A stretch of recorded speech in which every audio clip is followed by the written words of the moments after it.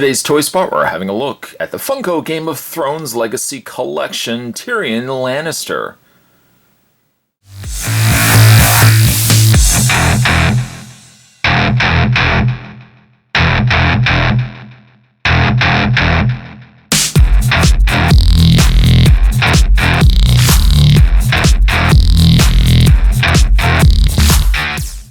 Recommended for ages 17 and up. It does contain a warning choking hazard as it has small parts included. Super excited that we are now finally getting Game of Thrones figures. I'm also seeing, based on what we've seen so far with these figures, I think Funko really did a fantastic job on the pieces themselves. Now this is number 2. Technically Spot should really have done figure 1 first, but Tyrion personally is one of my favorite characters from the show, so wanted to have a look at him first. On the side of the package, the crest, the Lannister crest, Tyrion Lannister, Funko down below there, and on the back, an image of Tyrion Lannister. Series 1 consists of Jon Snow, Tyrion Lannister, the Hound, a White Walker, Daenerys Targaryen, and Ned Stark. This is also coming, I guess, from Gentle Giant Studios, perhaps a Gentle Giant Studios collaboration with Funko. And certainly on the underside, you can go to www.funko.com.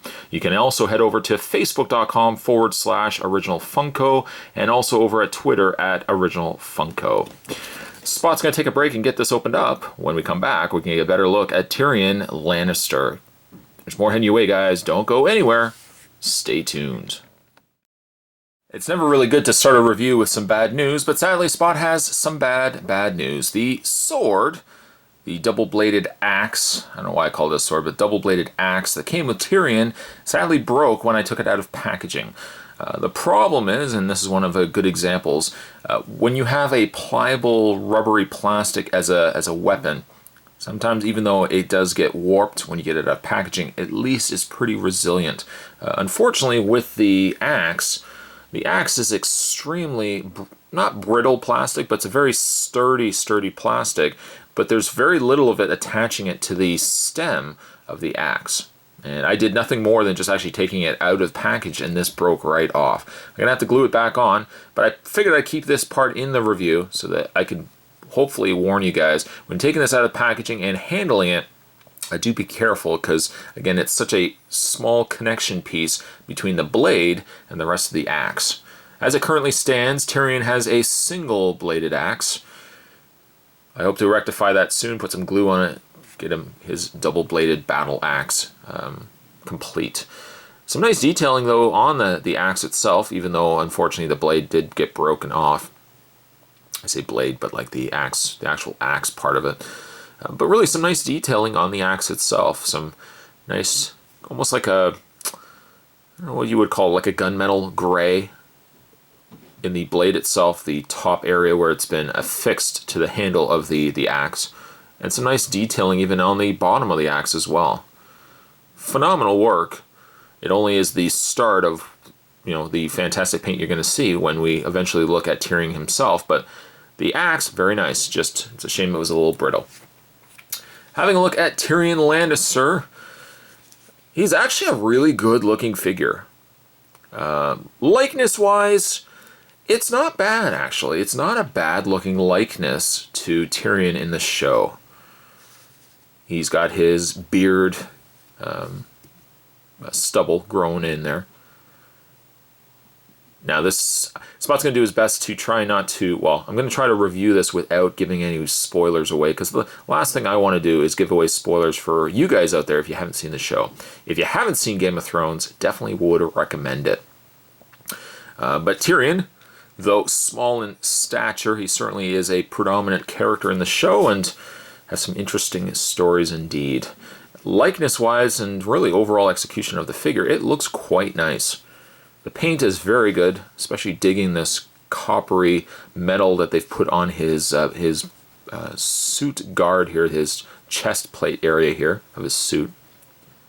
Nice detailing with the gold, and we've got some almost like a cranberry red going on in there as well, the gold trim around the top there too. I mean, it's a really phenomenal looking figure. He does have no peg holes on the undersides of his feet, which is fine because he actually doesn't come with a display stand. He only really comes with his sword as his sole accessory. But on a likeness level, I think of the, 5 figures? I think it was 5 figures from the set. Tyrion probably is one of the better ones, if not probably the best one from this set. And fittingly enough, this was, again, the first figure I decided to pick up and review out of the ones that I've already grabbed. Articulation-wise, he certainly has a lot of articulation. He's not just strictly a swiveled arm, swiveled leg. He has all the same articulation that you would come to expect with certainly other movie property, show property figures from the likes of, say, NECA and McFarlane Toys. I mean, he does have a ball joint in the head, so his head does move up, left and right quite easily. His shoulders are also on hinge sockets, and despite the fact that he has his shoulder pads, his arms still move quite easily. They move forward and back. He does have a bend and swivel in the forearm area, as well as a swivel and bend in the hand. He appears to have no articulation in the waist, being that this section right here is all one sculpted in piece. But he does have articulation in the legs. They do go forward and back, not really a lot. And actually, now that I've fixed it, let me just loosen up here. He does actually have articulation in the torso.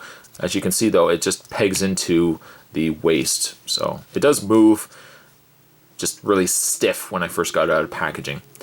His legs do bend. Now, the only thing you have to worry about with his legs, his knee area here, as a testament to Funko, they really concealed a lot of the joints on the figure. I mean, case in point with the articulation in the waist here. His legs, he does have an articulation point in the knee, but the thing is, you have to make sure you know exactly where that bend is. The bend hinge is right there, but because it's concealed, if it's turned, say, ever so slightly and you start bending it at the knee, you may have it accidentally break on you. So just be aware that you know where the joint is, that you know where you can bend the knee at. The knee also swivels, or the lower calf swivels. He also has a swivel in the boot, and also a movement up and down in the foot. So he is actually quite articulated.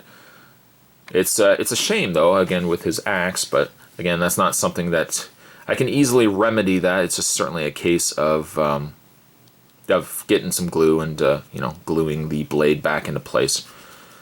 And yeah, I'm very happy. He's a really, really impressive looking figure, even if, unfortunately, yeah, again, his axe.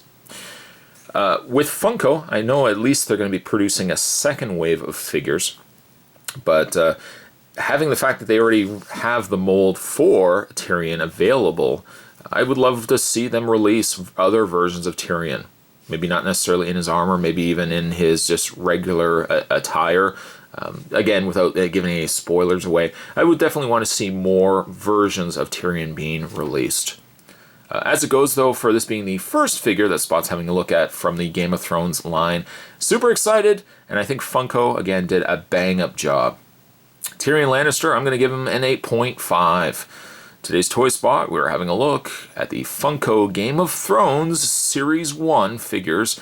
We're having a look today at Tyrion Lannister.